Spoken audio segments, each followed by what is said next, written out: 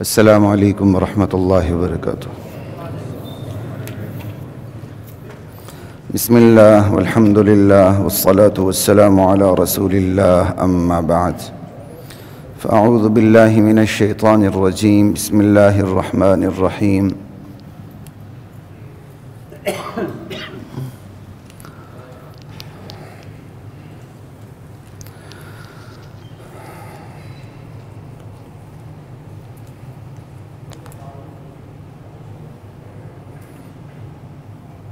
الف لام را تلک آیات الکتاب المبین انا انزلناہ قرآنا عربیا لعلکم تعقلون نحن نقص علیک احسن القصص بما اوحینا الیک هذا القرآن وان کنت من قبلہ لمن الغافلین، صدق اللہ مولانا العظیم۔ حضرات محترم،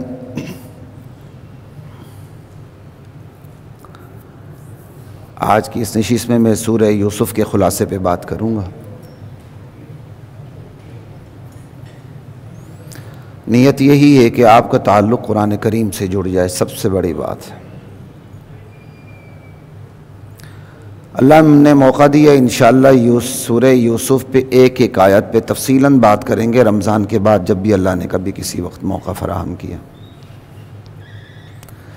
آج پورے سورہ یوسف کے خلاصے کو آپ کے سامنے رکھنا چاہتا ہوں کہ یوسف علیہ السلام کن کن مراحل سے گزرے اور ان مراحل کے اندر کون کون سی حقیقتیں سامنے آئیں۔ بس ان حقیقتوں کی طرف آپ کو متوجہ کرنا مقصود۔ بس یوسف علیہ السلام کے اس پورے قصے کے اندر 16 کڑیاں ہیں، 16 مراحل ہیں۔ 16 مراحل کے اندر 5 حقیقتیں بہت ظاہر باہر ہو کے سامنے آتی ہیں۔ یہ پورا نچوڑ میں اس لیے پیش کر رہا ہوں آپ کے سامنے کہ آپ قرآن کریم کھول کے ذرا تھوڑا سا سورہ یوسف کا مطالعہ کر لیجئے گا، جن کے بارے میں اللہ کے نبی نے الکریم ابن الکریم ابن الکریم فرمایا۔ کریم، بیٹا کریم کا، پوتا کریم کا، کیا کہتے ہیں، خود کریم، بیٹا بھی کریم کا، پوتا بھی کریم کا۔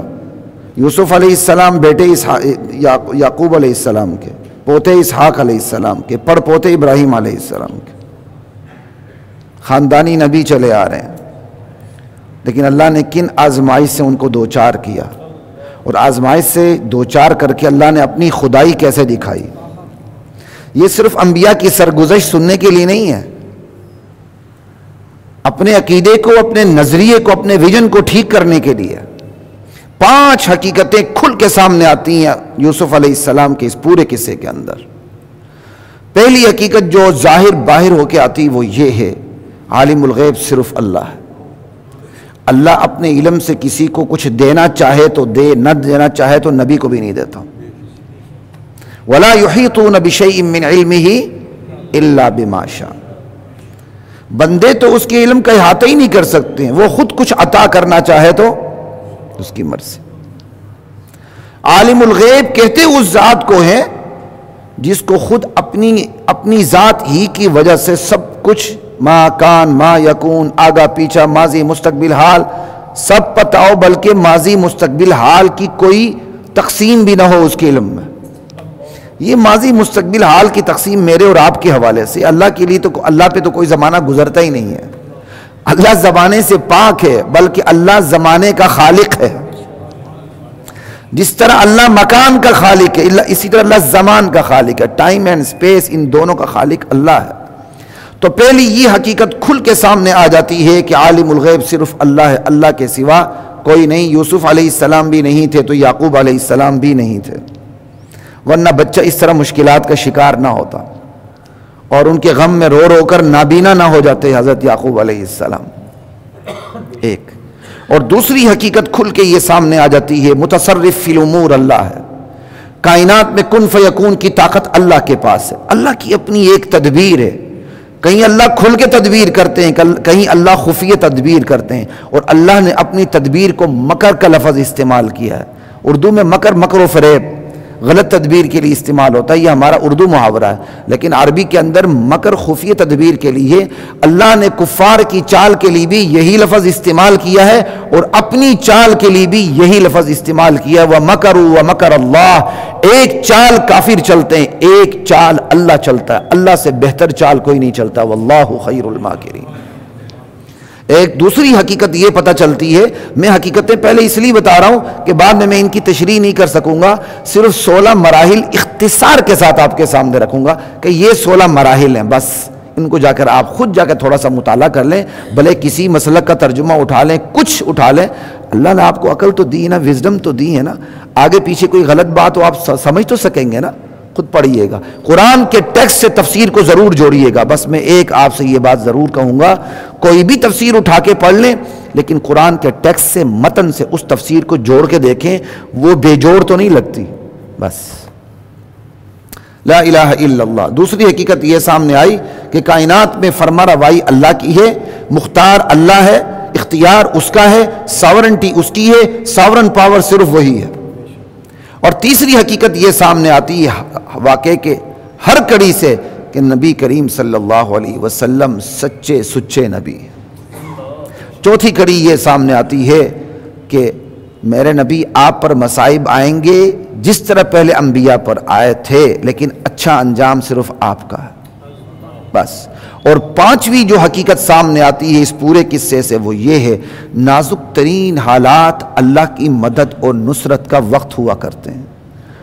یوسف علیہ السلام کے واقعے کی 16 کڑیاں ہیں اور ہر کڑی کے اندر، تقریباً ہر کڑی کے اندر ایسی مصیبتوں کا شکار ہو رہے ہوتے ہیں مجموعی طور پر، یہ نہیں کہ ہر کڑی کے اندر مصیبت ہوگی لیکن زیادہ تر یہی ہے، لیکن اس مصیبت سے اس طرح خیریت سے اللہ نکال کے لے جاتے ہیں یوسف علیہ السلام کو کہ بندہ حیران ہو جاتا ہے۔ تو سنتے جائیے، میں نے سارا خلاصہ آپ کے سامنے رکھا تاکہ ذرا سورہ یوسف کو آپ یہاں سن کے جا کے ذرا تھوڑا سا مطالعہ کر لیں تو آپ کو قرآن کی حقیقتیں ظاہر باہر ہو کے سامنے آئیں گی۔ پہلی حالت، یوسف علیہ السلام خواب دیکھتے ہیں اور خواب جا کے ابا جان سے بیان کرتے ہیں، یا ابتی، ابا جان، انی رأیت 11 کوکبا، میں نے خواب دیکھا ہے 11 ستارے ہیں، والشمس والقمر، سورج چاند ہے، رأیتہم لی ساجدین، یہ سب مجھے سجدہ کر رہے ہیں۔ اللہ اکبر۔ یوسف علیہ السلام اور ان کے بھائی بنیامین، یہ 2 سگے بھائی تھے، باقی جو 10 بھائی تھے ان کی ماں اور تھی، وہ علاتی بھائی تھے۔ جو باپ شریک بھائی ہوتے ہیں انہیں علاتی بھائی کہا جاتا ہے، جو ماں شریک بھائی ہوتے ہیں انہیں اخیافی بھائی کہا جاتا ہے، اور جو ماں باپ دونوں شریک ہوتے ہیں وہ سگے، ہم کہتے ہیں سگے بھائی، حقیقی بھائی۔ تو باقی جو 10 بھائی تھے، جو پورا جتھا تھا، وہ ان کی ماں اور تھی۔ یوسف علیہ السلام اور ان کے بھائی، ان کی ماں اور تھی، بنیامین۔ اور یعقوب علیہ السلام باپ کو پتا تھا کہ میرے ان 2 بچوں سے امتیازی سلوک ہو رہا ہے، ٹھیک ہے، یہ ان کے علم میں تھی بات کہ میرے دوسرے بچے میرے ان 2 بچوں کو برداشت نہیں کرتے، اور ان 2 بچوں کی ماں فوت ہو چکی تھی، لہٰذا وہ ان سے زیادہ محبت کرتے تھے، زیادہ خیال رکھتے تھے۔ بچے نے جا کے خواب دیکھا تو باپ کو پتہ چل گیا کہ ہمارے خاندان میں جو نبوت وراثت میں آ رہی ہے، تو اس کا مطلب یہ جو وراثت میں نبوت آ رہی میرے بچوں میں سے اس کو ملنے والی ہے۔ نبی انتخاب کی تعبیر پہ پہنچ گئے کہ میرا بچہ تو نبی بننے لگا۔ تو احتیاطی تدابیر بتاتی، یا بنیا، اے میرے پیارے بیٹے، لا تقصص رؤیاک علی اخوتک، اپنے بھائیوں سے اپنے اس خواب کا ذکر نہ کرنا۔ باپ اپنے سگے بیٹوں کے بارے میں اپنے سگے بیٹے سے کہہ رہا ہے، دھیان سے ذرا، ایک ایک آیت میں ایسی حکمتیں پوشیدہ ہیں کہ اللہ نے کبھی موقع دیا تو میں اس ایک ایک آیت پر حکمتوں پہ بات کروں گا، لیکن آج موقع نہیں، لیکن کچھ بے صبر ہو رہا ہوں، ایک حکمت آپ کو ضرور بتاتا ہوں۔ نہیں جی میرے بچے ہیں، بڑا اتحاد ہے ان کے اندر، بڑی یونٹی ہے، بے فکر نہ ہوا کریں، بے فکر نہ ہوا کریں۔ تمام بچوں کی عادات پہ، اطوار پہ نظر رکھیں۔ بچوں میں حسد کا مادہ اٹھ جاتا کئی دفعہ۔ نبی کے بیٹے نے ہی نبی کے بیٹے کو قتل کر دیا تھا، قابیل نے حابیل کو قتل کر دیا تھا، وہ سگے بھائی تھے۔ میں یہ نہیں کہتا ہوں تمام بھائی دشمن ہوتے ہیں، بھائی موسیٰ اور ہارون کی طرح بھی ہوتے ہیں کہ ایک بھائی نے دوسرے بھائی پر جو احسان کیا ہے دنیا اس کی مثال پیش نہیں کر سکتی. بھائی نے اللہ کے ہاں سفارش کر کے بھائی کو نبی بنا دیا، نبی بنوایا. آپ سفارش کر کے کیا بنائیں گے؟ کیا بنوائیں گے کسی کو؟ بھائی نے سفارش کر کے اللہ سے بھائی کو نبی بنوا دیا. قرآن نے یہ مثال بھی پیش کی ہے، لیکن قرآن نے قابیل اور حابیل کی مثال بھی پیش کی ہے. قرآن نے برادران یوسف کی مثال پیش کی ہے. اس لیے آنکھیں کھلی رکھیے گا. نہیں جی میرے بچوں میں بڑا اتحاد ہے، جو آتا ہے کمائی ماں کو دیتے ہیں، سب ایک پوٹلی میں جمع ہوتا ہے. آپ کے بعد جانے کے بعد پھر گولیاں چلتی ہیں. کمائی آپ چاہے آپ کے پاس ہو، بچوں کی کمائی کو الگ الگ رکھیں. بچوں کو مال پہ لڑنے نہ دیں، اور بچوں کی عادات اطوار پہ نظر رکھ کے فیصلے کریں. بچوں میں حسد آ جاتا ہے، یا کوئی چھوٹا بچہ ہے، آپ بوڑھے ہو چکے ہیں، آپ کو پتہ ہے، یا آپ کی دوسری بیوی سے بچہ ہے، آپ کو پتہ ہے ظلم ہونے لگے گا، وراثت کی تقسیم پہلے سے ہی کر دیں شریعت کے مطابق. بہت سی باتیں اس میں آپ کو اشارہ کر رہا ہوں، اس پہ موقع نہیں بات کرنے کا. ویسے ہی میں کچھ تھوڑا سا لیٹ آیا ہوں، معذرت، تو ویسے ہی وقت کم ہے. بیٹے نے خواب دیکھا، یوسف علیہ السلام نے باپ کو بیان کر دیا، اور باپ نے منع کر دیا، بیٹا دل میں خواب رکھنا، بس بھائیوں سے ذکر نہ کرنا. فَيَكِيدُوا لَكَ كَيْدًا، ورنہ بھائی تیرے خلاف سازش کریں گے. ان الشیطان للانسان عدو مبین، شیطان بڑا کھلا دشمن ہے، وہ بھائی کو بھائی سے لڑا دیتا. اور پھر صاف بتا دیا، میرے پیارے بچی، اللہ تجھے چن رہا ہے اپنی نبوت کے لیے. وَكَذَلِكَ يَجْتَبِيكَ رَبُّكَ، اللہ تعالیٰ وَيُعَلِّمُكَ مِن تَأْوِيلِ الْأَحَادِيثِ، اللہ تعالیٰ تجھے بصیرت عطا فرمائیں گے، خواب کی تعبیر کا ملکہ عطا فرمائیں گے.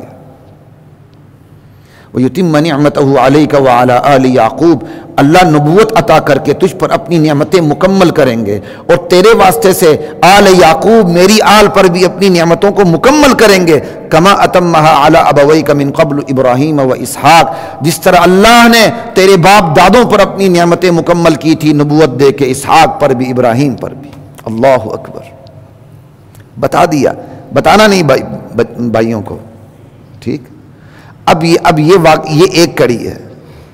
اس کڑی سے ہی پتہ چلتا کہ یوسف علیہ السلام مشکلات کا شکار ہونے جا رہے ہیں. نبوت بھی مل رہی ہے اور صاف کہہ دیا بھائیوں کو بتانا نہیں. نبوت ملے وہ مشکلات کا شکار نہ ہو، بندگی تو ممکن بھی نہیں ہے نا. اب دوسری کڑی دیکھیں آپ. دوسری کڑی، بھائی جمع ہو جاتے ہیں، 10 بھائی ہیں کا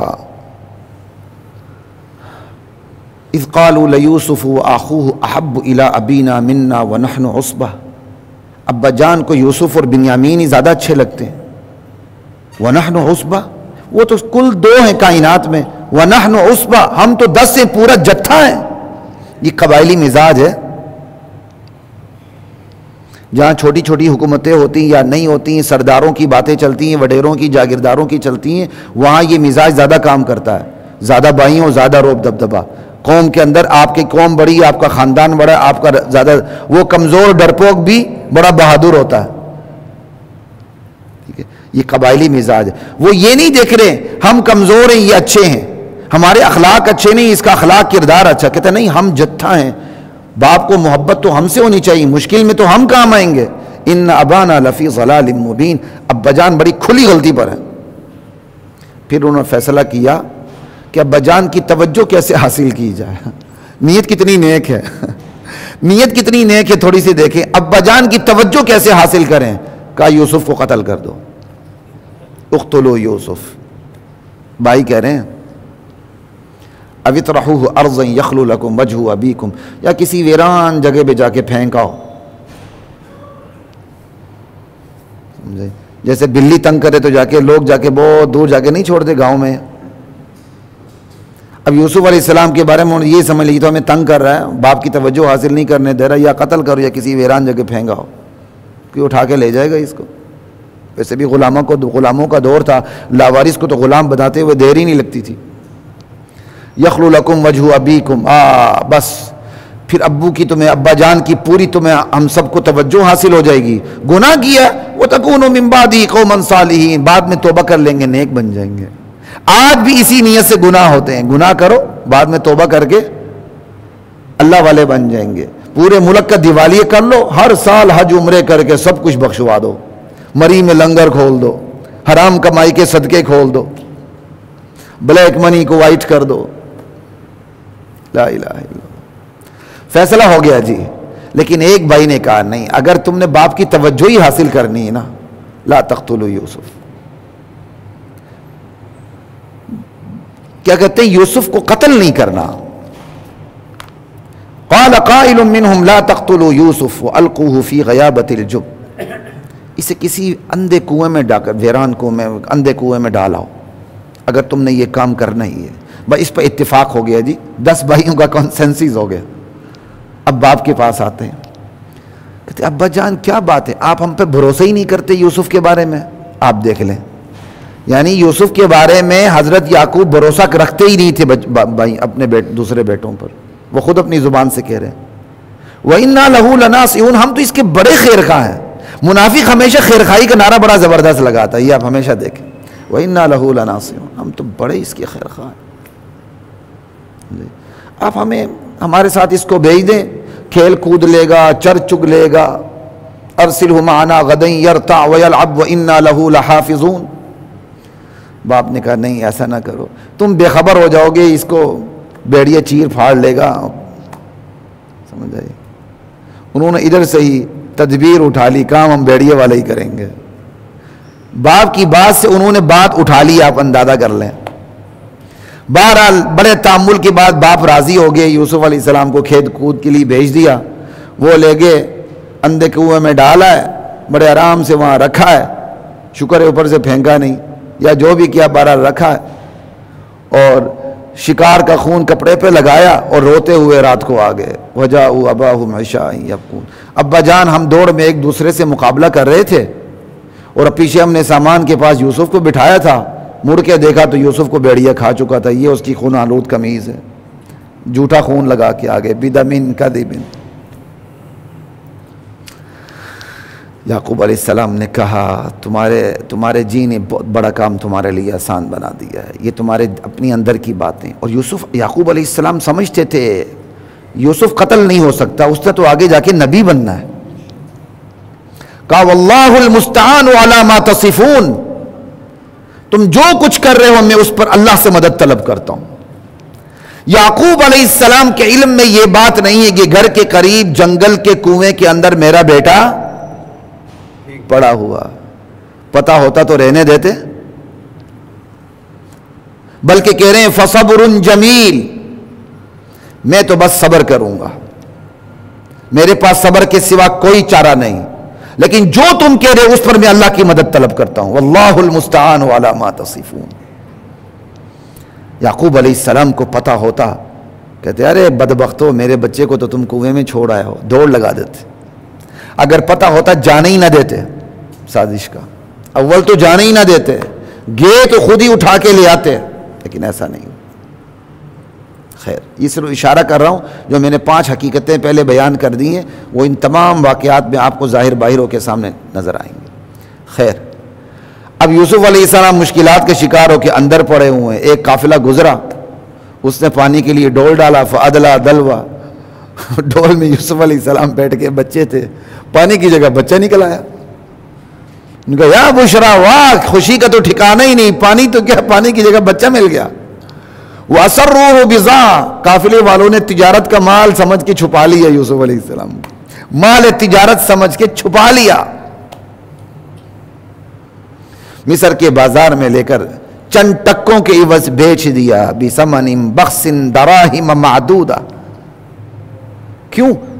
اب وہ کنویں میں پڑا کسی کا بچہ ہی ہوگا نا, تو اللہ نے ان کے دل میں یہ خطرہ ڈال دیا کہ وارث آئیں گے, ہمیں پیسے ہی نہیں ملیں گے, یا ہم پکڑے جائیں گے, لوگ کہیں گے چوری کی. چوری تو نہیں کی تھی نا, وہ تو ان کو جس طرح گری پڑی چیز ملتی اس طرح یوسف علیہ السلام مل گئے تھے ان کو. اللہ کہتے ہیں وہ یوسف کے بارے میں بڑے بے رغبت تھے, حالانکہ حسین و جمیل بچہ اور غلاموں کا دور, بے رغبت کیسے ہو سکتے تھے؟ یہ بے رغبتی کس نے ڈالی؟ آپ اندازہ کر لیں. یہ ہے متصرف فی الامور اللہ. یوسف جیسا حسین و جمیل بچہ جو ان کو مفت میں ملا, لیکن اللہ اپنی تدبیر کر رہا ہے خفیہ, اللہ نے ان کے دل میں بے رغبتی ڈالی، چند ٹکوں کی عوض انہوں نے فروخت کر دیا۔ تو ایک مشکل سے تو نکل آیا نا، اگلی مشکل میں پھنس کے غلام بن گئے، ٹھیک ہے، فروخت کر دیا۔ فروخت کس کو کر دیا؟ عزیز مصر کو، جن کے بارے میں کہا جاتا ہے یہ وزیر خزانہ تھے مصر کے۔ عزیز مصر کی اولاد نہیں تھی، اس نے اپنی بیوی کو کہا بچے کو سنبھال لو، اس کا اکرام کرو، سمجھائی، یہ ہمیں کوئی فائدہ دے دے گا یا ہم اسے اپنا بیٹا بنا لیں گے، او نتخذہ ولدا، اب اندازہ کر لیں۔ اب غلام کو درجہ کس کا مل رہا ہے؟ بیٹے کا، خریدا ہے لیکن درجہ کس کا مل رہا ہے؟ یہ کام کرنے والی ذات کون سی ہے؟ یہ ہے کائنات، ساورن پاور۔ اور اللہ بڑے فخر سے کہتے ہیں، اس کے بعد فوراً جو آیت آ رہی، کاش میں ایک ایک آیت پہ بات کر سکوں آپ سے، وَكَذَلِكَ مَكَّنَّا لِيُوسُفَ، یہ ہمارا کمال ہے، یوں ہم نے یوسف کو سرزمین مصر میں قدم جمانے کی صورت نکال دی۔ یوسف کے لیے ہم نے یوں سرزمین مصر میں یوسف کے قدم جما دیے، ٹھکانہ مہیا کر دیا۔ کنویں سے غلام بن گئے، غلام سے بیٹوں کی طرح بن گئے، اور وہ بھی کس کے گھر میں جا کے؟ وزیر کے گھر میں جا کے، گویا وزیر زادے ہیں، ٹھیک۔ اب وہاں غلام ہیں، بیٹوں کی سطح پر رہ رہے ہیں۔ تو جس کے بارے میں زلیخا کہا جاتا ہے، قرآن نے اس کا نام نہیں بتایا، اسرائیلیات ہیں، یہ زلیخا کہتے ہیں، اصل میں لفظ زلیخا ہے، ٹھیک ہے۔ تو اس کا دل خراب ہو گیا بچے کے اوپر، اسی لیے کہتے ہیں اپنے گھروں میں مرد نوکروں کو نہ رکھا کریں، ٹھیک ہے۔ ان چیزوں کا خیال رکھیں، جن کے پاس پیسہ آ جاتا ہے وہ اس سلسلے میں بے احتیاط ہو جاتے ہیں۔ جوان مردوں کو گھروں میں نوکر رکھ لیتے ہیں اور ماشاءاللہ خود آ کے کاروبار میں، دکان پہ، ملازمت پہ بیٹھ جاتے ہیں، پیچھے نوجوان مرد نوکر ہوتا ہے، پیچھے بیوی ہوتی ہے۔ بیویاں بہت اچھی ہوں گی لیکن جہاں خلوت میں لڑکا مرد اور عورت آ جائیں، تیسرا شیطان آتا ہے۔ ان چیزوں میں احتیاط کی ضرورت ہوتی ہے۔ بہرحال لا الہ الا اللہ، اس کا دل آ گیا اور اس نے یوسف علیہ السلام کو ورغلانے کی کوشش کی، وراودته التي هو في بيتها عن نفسه، بلکہ دروازہ بھی بند کر دیا، کہا ہائی تلک، آ جاؤ میری طرف۔ ہائے ہائے، یوسف تھے نا پھر جنہوں نے نبی بننا تھا، ٹھیک ہے۔ لیکن اس سے پہلے ایک اور حالت ہے، وہ بھی بیان کر دوں۔ غلام بن گئے، بیٹوں کی سطح پہ آ گئے، اللہ کہتے ہیں وَلَمَّا بَلَغَ أَشُدَّهُ آتَيْنَاهُ حُكْمًا وَعِلْمًا، جب یوسف اپنی جوانی کو پہنچے تو ہم نے یوسف کو علم و حکمت سے، نبوت سے نواز دیا۔ یہ ان کی 5ویں حالت ہے۔ پہلی حالت خواب دیکھنا ہے، دوسری حالت کنویں میں پہنچنا ہے، تیسری حالت قافلے والوں کا اٹھا کے لے جانا ہے، چوتھی حالت غلام بن کے بک جانا ہے، 5ویں حالت نبی بننا ہے۔ غلام بن کے بکنے کے بعد کیا بنے؟ اب اندازہ کر لیں، نبی بنے۔ یہ 5ویں حالت ہے۔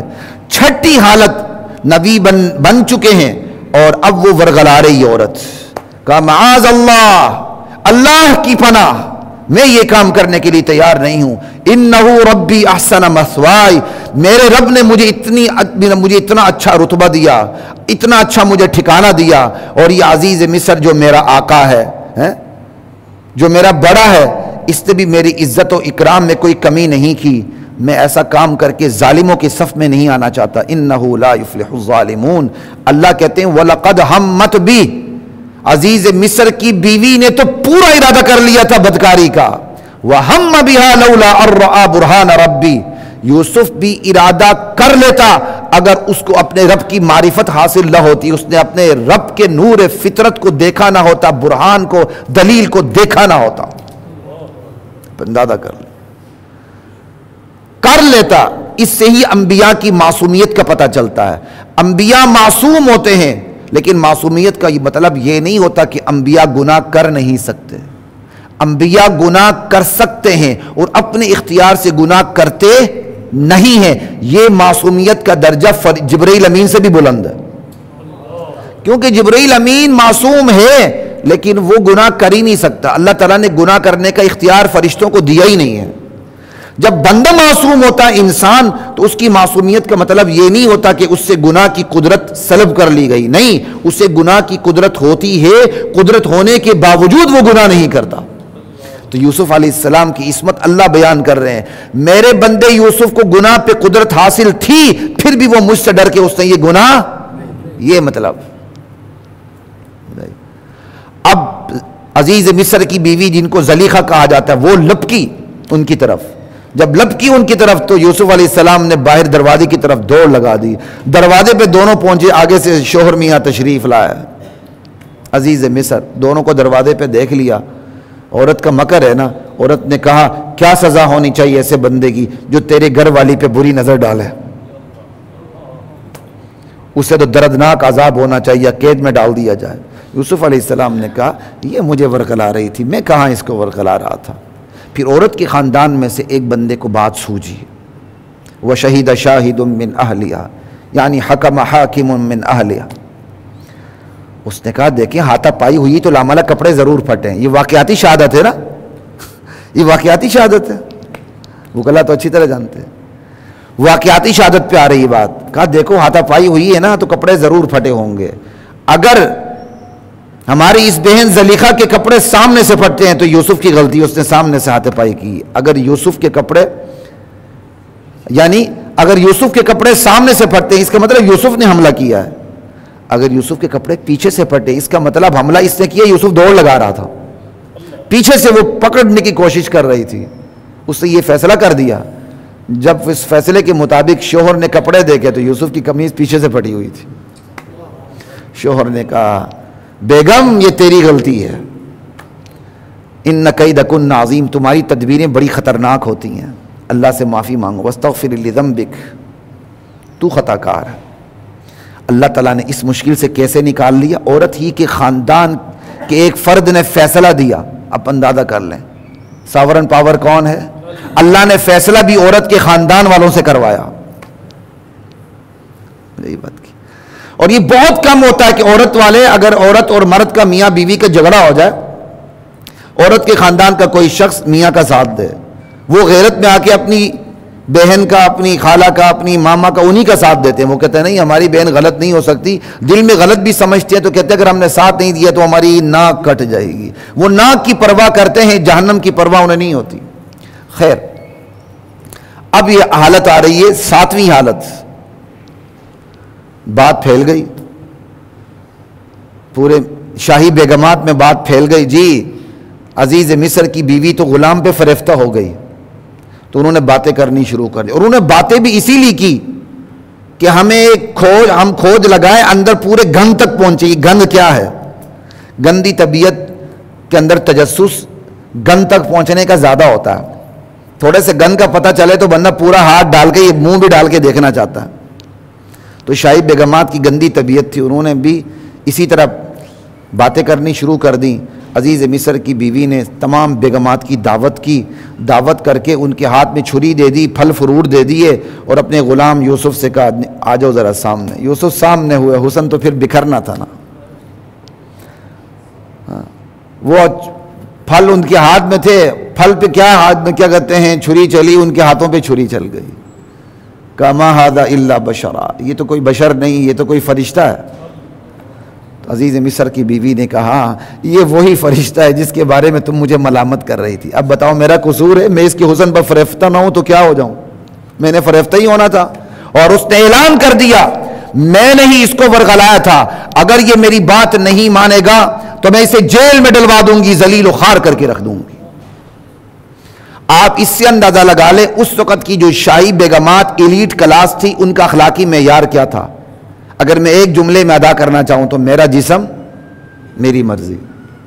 شاہی بیگمات کے اخلاق کا معیار یہ تھا کہ وہ غلام کو ورغلا رہی ہے اور علل اعلان کہہ رہی ہیں اگر یہ ہماری بات پوری نہیں کرے گا تو ہم اسے جیل میں ڈال دیں گے۔ یوسف علیہ السلام نے کہا یک نہ شد بلکہ ہزار شد، اب یہ تو ایک زلیخا تھی، یہ تو کئی زلیخائیں پیرے پیچھے پڑ گئی۔ کہا یا اللہ ان تمام زلیخاؤں سے میری جان چھڑا دیں، میرے لیے تو جیل ہی بہتر ہے۔ اللہ نے دعا قبول کر لی، اور ان لوگوں نے، قرآن کہتا ہے تمام نشانیاں دیکھنے کے باوجود کہ قصوروار بیگم کا ہے، قصوروار بیگمات کا ہے، یوسف علیہ السلام کو لے جا کے جیل میں ڈال دیا۔ جس ملک کی عدالتوں میں چھوٹوں کو دبایا جاتا ہے، بڑوں کو چھوٹ دی جاتی ہے، اس ملک کی تباہی کی کوئی طاقت روک نہیں سکتی۔ یوسف علیہ السلام بظاہر چھوٹے تھے نا، اب وہ اللہ کی نظر میں نبی تھے، لیکن ان کو چھوٹوں کو دبایا گیا، چھوٹے کو دبایا گیا، بڑوں کو آزادی۔ پھر ایسے ملک بچتے نہیں ہیں، تباہ و برباد ہو کے رہ جاتے ہیں۔ خیر، لا الہ الا اللہ۔ وَدَخَلَ مَعَهُ السِّجْنَ فَتَيَانِ، یوسف علیہ السلام جیل میں پہنچتے ہیں، جیل میں ساقی، بادشاہ کا ساقی اور بادشاہ کا باورچی بھی پہنچ جاتا ہے۔ ان پر الزام ہے کہ انہوں نے بادشاہ کو زہر دینے کی کوشش کی، تحقیقات ہو رہی تھی، ان کو جیل میں ڈالا گیا تھا۔ انہوں نے یوسف علیہ السلام کی شخصیت دیکھی، انہوں نے خواب دیکھا تھا اور جا کے بیان کر دیا۔ ایک نے کہا جی میں تو انگور نچوڑ رہا ہوں، انگوری شراب پلا رہا ہوں، بادشاہ کے لیے انگوری شراب تیار کر رہا ہوں۔ دوسرے نے کہا جی میرے سر پہ روٹی ہے اور پرندے اس روٹی کو کھا رہے ہیں۔ یوسف علیہ السلام نے کہا تم دونوں کے خواب کی تعبیر بتا دیتا ہوں، کھانا آنے سے پہلے پہلے، جیل کے کھانے کا وقت مقرر ہوتا ہے نا، 4-5 باتیں کی یوسف علیہ السلام نے، کہا کھانا آنے سے پہلے پہلے خواب کی تعبیر بتا دوں گا، تسلی رکھو۔ ٹھیک، ساتھ ہی ان کو اللہ سے ملا دیا، کہا دیکھو یہ خواب کی تعبیر مجھے اللہ نے سکھائی ہے۔ ہمیشہ مسلمان داعی ہوتا ہے، وہ دعوت کا سیرت تلاش کر کے دوست کو، بھائی کو، بہن کو، بیٹی کو، بیٹے کو، ماں کو، باپ کو دین کی دعوت دیتا ہے۔ یہ ہے کہ یہ خواب کی تعبیر مجھے اللہ نے سکھائی ہے۔ 2، کہا دیکھو بھائی میں نے کبھی کفر و شرک نہیں کیا، میں تو اپنے آباء و اجداد ابراہیم، اسحاق، یعقوب کی پیروی کرتا ہوں۔ پہلی دفعہ اپنا تعارف کروا رہے ہیں کہ میں تو نبیوں کے خاندان کا ایک فرد ہوں۔ جب آپ کسی کو تبلیغ کریں تو اپنا سٹیٹس بتا دیا کریں، ایک مانوسیت پیدا ہو جاتی ہے، اگلا آپ کی بات سننے کے لیے تیار ہو جاتا ہے۔ ٹھیک ہے، یعنی پہلے تسلی دے دی، کھانا آنے سے پہلے خواب کی تعبیر بتا دوں گا، اللہ سے جوڑ دیا، نبیوں سے جوڑ دیا، اپنا تعارف کروا دیا، میرا تعلق نبی کے خاندان سے۔ اب تبلیغ کر رہے ہیں، اور تبلیغ اعمال کی نہیں کر رہے ہیں، اخلاق کی نہیں کر رہے ہیں، کس کی کر رہے ہیں؟ ما کان لنا ان نشرک باللہ من شیء، ہمارے لیے جائز نہیں اللہ کی ذات اور صفات میں کسی کو شریک ٹھہرائیں۔ تم لوگ جو شرک کر رہے ہو اس معاشرے کے اندر، تم نے اللہ کے مقابلے میں اللہ ایجاد کر دی ہیں، اللہ کے نام تم نے غیر اللہ کو دے دی ہیں، اللہ کے نام تو رکھ دیے، اللہ کی حقیقت ان میں موجود نہیں، اللہ نے کوئی دلیل نہیں اتاری۔ یہ دیکھیں پورا قرآن ہے آپ کے سامنے، جا کے پڑھیے۔ پہلے ان کو تبلیغ کی، توحید و شرک کا فرق سمجھایا، پھر کہا جو شراب انگور نچوڑ رہا تھا اس کو رہائی مل جائے گی، اور جس کے سر سے روٹیاں نوچ رہے تھے پرندے وہ سولی چڑھ جائے گا اور اس کے سر کو پرندے نوچ کے کھائیں گے، اور جن کے بارے میں ان کو یقین تھا اس نے چھوٹنا ہے، اس کو کہا جا کے اپنے آقا بادشاہ سے میرا ذکر کر دینا کتنے عرصے سے میں جیل میں بے گناہ پڑا ہوا ہوں۔ اور قرآن کہتا ہے کہ شیطان نے ذکر کرنا بلا دیا۔ یہ 6ٹھی حالت تھی۔ 7ویں حالت کیا ہے؟ اب مختصر کر کے، میرے پاس وقت نہیں، بالکل میں شارٹ کروں گا، بالکل وقت نہیں میرے پاس۔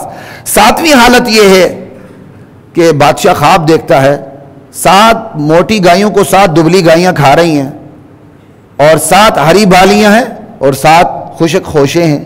اس نے خواب کی تعبیر پوچھی، اسے خواب کی تعبیر کا کسی نے کوئی بتا نہیں سکا۔ اس کو پھر خیال آیا بادشاہ کے ساقی کو، شراب پلانے والے کو، اس نے کہا مجھے جیل میں بھیجو، میں خواب کی تعبیر پوچھ کے آتا ہوں۔ یوسف علیہ السلام کے پاس پہنچا، خواب کی تعبیر پوچھی۔ یوسف علیہ السلام نے صرف تعبیر نہیں بتائی، تدبیر بھی بتا دی۔ کہا 7 سال خوشحالی کے ہوں گے، 7 سال اس کے بعد قحط سالی کے آئیں گے تمہارے، موٹی گائے پتلی گائے۔ کہا تم نے تدبیر یہ کرنی ہے، خوب فصل اگانی ہے، فصل کو ذخیرہ کرنا ہے، جتنا ضرورت ہو اتنا کھانا ہے، باقی فصل خوشوں میں رکھنی ہے، خوشوں میں رکھنے سے کیڑا نہیں لگتا۔ تعبیر بھی بتا دی، تدبیر بھی بتا دی۔ جب بادشاہ کے پاس آئے، اب یہ حالت 10ویں شروع ہو رہی ہے، 9ویں حالت خواب دیکھنے کی، 10ویں حالت جب بادشاہ نے یہ دیکھا کہ بھائی یہ تو تعبیر بھی بتا رہا ہے، تدبیر بھی بتا رہا ہے، کہا اس کو میرے پاس لے کر آؤ، میں اسے اپنے لیے خاص کر لیتا ہوں، اس بندے کو میرے پاس اس کو لے کر آؤ۔ یوسف علیہ السلام نے جیل سے باہر آنے سے انکار کر دیا،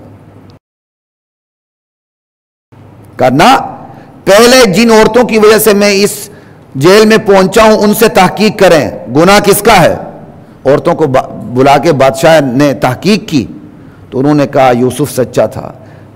اور عزیز مصر کی بیوی زلیخا نے کہا، جس کو زلیخا کہا جاتا ہے، اس نے کہا جی میں نے اسے ورغلانے کی کوشش کی تھی، یوسف کے اندر بخدا کوئی غلطی نہیں.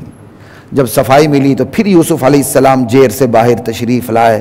اب 11 جیل سے باہر آئے، بادشاہ نے ان کو عہدہ دینے کی کوشش کی تو پھر انہوں نے کہا مجھے عہدہ دینا ہی ہے تو پھر مجھے وزیر خزانہ بنا دو، وزیر زراعت بنا دو، زراعتی کام کو میں اچھا جانتا ہوں. انہیں زراعت کے تمام کام سپرد کر دیے گئے. یہ اب 11ویں حالت شروع ہوتی ہے. 7 سال خوشحالی کے تھے، 7 سال بدحالی کا سالی کے شروع ہوئے. مصر میں غلہ تھا، اطراف سے لوگ غلہ لینے آ رہے تھے. یوسف علیہ السلام کے بھائی بھی غلہ لینے کے لیے پہنچ گئے. یوسف علیہ السلام نے بھائیوں کو پہچان لیا، ان سے گپ شپ کی، تم کتنے بھائی ہو کیا نہیں. انہوں نے کہا 10 بھائی ہیں، ایک ہمارا دوسرا بھائی ہے بنیامین، اس کی ماں اور ہے، کہتا اگلی مرتبہ اس کو لے کر آنا. دادا کر لیں، اگلی مرتبہ اس کو لے کر آنا. میں ابھی شارٹ کہہ رہا ہوں، وقت نہیں میرے پاس. اب یہ 12ویں حالت شروع ہوتی ہے. جب وہ گئے باپ کے پاس، کہا جی وہ کہہ رہے ہیں اب بنیامین کو بھی بھیجو ورنہ غلہ بالکل نہیں ملے گا. کہا میں تم پر ایسے ہی اعتبار کروں جیسے میں نے یوسف کے بارے میں تم پہ اعتبار کیا تھا. بہرحال کچھ تعامل کے بعد یعقوب علیہ السلام راضی ہو گئے، بنیامین کو بھیج دیا. بنیامین جب آئے وہاں تو یوسف علیہ السلام نے اس کو اپنے پاس بٹھا لیا، راز بتا دیے میں یوسف ہوں، اب غم نہ کرنا.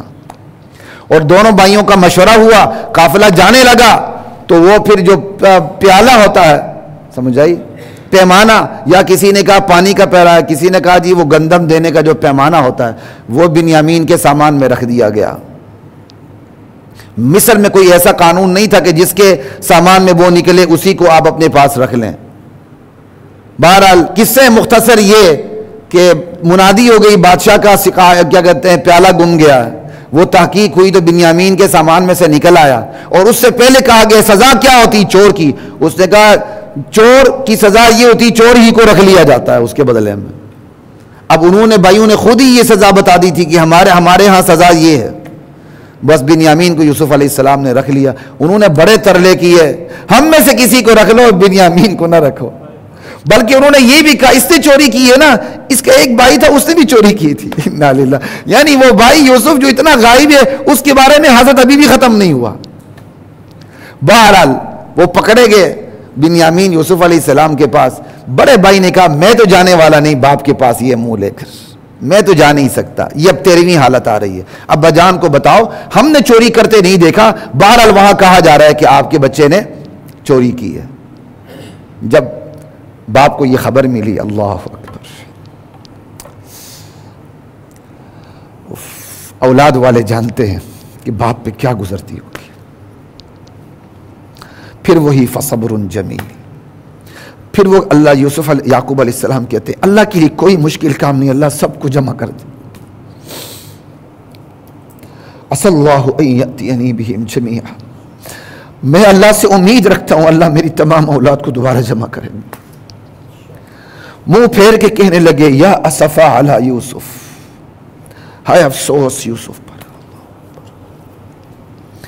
ہائے یوسف یوسف یوسف کرتے جا رہے ہیں، نابینے ہوتے جا رہے ہیں. اللہ اکبر. یہ باپ جن کی اولاد ہے وہ اس بات کو اچھی طرح سمجھ سکتے ہیں. انما اشکو بثی وحزنی الی اللہ، میں اپنی بے قراری صرف اللہ کے سامنے رکھتا ہوں، میں اپنا غم صرف اللہ کے سامنے رکھتا ہوں. بس یہ پڑھا کریں جس کو بے قراری ہو، بے غم ہو. کہا میرے بیٹے جاؤ یوسف اور اس کے بھائی کو تلاش کرو، اللہ کی رحمت سے مایوس نہ ہو جاؤ. 14ویں حالت آتی ہے. تیسری مرتبہ بھائی پہنچ جاتے ہیں مصر. جب وہاں پہنچتے ہیں اور کس انداز سے فریاد کرتے ہیں، اللہ اکبر. کہتے ہیں یا ایھا العزیز مسنا واہلنا الضر، ہمیں اور ہمارے گھر والوں کو بڑی تکلیف پہنچی ہے.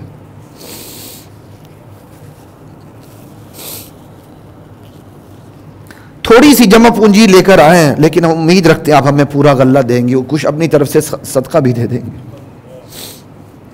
اب یوسف علیہ السلام سے بھی برداشت نہیں ہو سکا اپنے بھائیوں کے غم کو دیکھ کے، تکلیف کو دیکھ کے.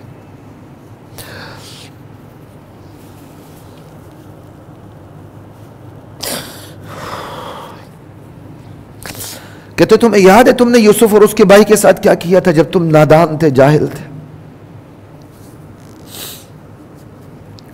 بھائیوں نے کہا اوہ تم یوسف ہو، انک لانت یوسف، کہا میں یوسف ہوں، یہ میرا بھائی۔ بھائیوں نے اعتراف کیا یوسف ہم مانتے اللہ نے ہم پہ تمہیں پریورٹی دے دی ہے، اللہ نے ہم پر تمہیں فضیلت دے دی ہے۔ یوسف علیہ السلام نے کہا نہ کوئی بات نہیں، آج میری طرف سے تم پر کوئی گرفت نہیں ہے، جاؤ یہ میری قمیص لے جاؤ، میرا ابا جان کے چہرے پہ ڈال دو، بینائی لوٹ آئے گی۔ چہرے پر قمیص ڈالنے سے بینائی لوٹتی ہے؟ نہیں لوٹتی، نہیں لوٹتی، لیکن لوٹ آئی۔ نبی وہ کام کرے جو قانون کے خلاف ہو، اسے کیا کہتے ہیں؟ معجزہ۔ نبی جو کام کرے قانون کے خلاف ہو، اسے کیا کہتے ہیں؟ یہ ہے یوسف علیہ السلام کا معجزہ۔ بہرحال قمیص پہنچی، ابھی ادھر سے قافلہ روانہ ہوا ہے، وہ یعقوب گھر کے قریب جنگل میں یوسف پڑے ہوئے پتہ نہیں ہے، لیکن جب اللہ بتانا چاہتے ادھر سے قافلہ روانہ ہوا، ادھر سے یوسف کی خوشبو یعقوب علیہ السلام کو آنے لگ گئی۔ گھر والوں کو کہنے لگے انی لاجد ریح یوسف، مجھے یوسف کی خوشبو آ رہی ہے، لولا ان تفندون، اگر تم یہ نہ سمجھو نا بڑھاپے کی وجہ سے بوڑھا سٹیا گیا ہے، بیوقوف ہو گیا ہے، تو سنو مجھے یوسف کی، اپنے بیٹے یوسف کی خوشبو آ رہی ہے۔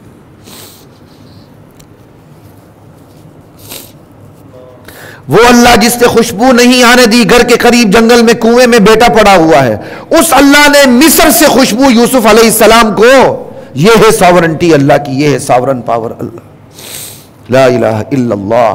بہرحال پہنچے، قمیص ڈالی گئی، بینائی بحال ہو گئی، تو یوسف علیہ السلام نے کہا میں نے تمہیں کہا نہیں تھا میں اللہ کی طرف سے وہ باتیں جانتا ہوں تم نہیں جانتے۔